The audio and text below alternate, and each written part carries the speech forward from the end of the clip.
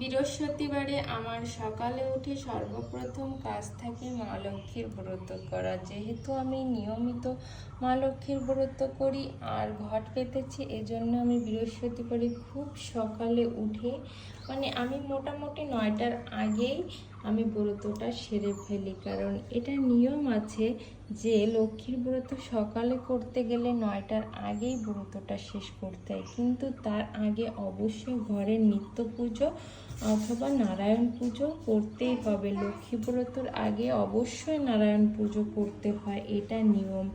আমি প্রথমে আমার ঘরের যে নিত্য পুজো সেটা করি, তারপরে নারায়ণ পুজো করে তারপরে আমি লক্ষ্মী ব্রত করতে বসি। আর আপনারা সবাই বেশি বেশি লক্ষ্মী ব্রত করবেন প্রতিদিন। আর যারা এখনও মা লক্ষ্মীর ঘট পাতেননি তারা অবশ্যই মা লক্ষ্মীর ঘট পেতে লক্ষ্মী ব্রত করবেন, কারণ মার কৃপায় সব কিছু হয়। মা চাইলে আপনার সকল মনস্কামনা পূরণ করতে পারে। তাই সবাই মা লক্ষ্মীর ঘট পেতে মাকে আহ্বান করবেন নিজের ঘরে। মা অবশ্যই আপনার ডাক শুনে আপনার ঘরে সারা জীবনের জন্য অচলা হয়ে বাঁধা পড়বে।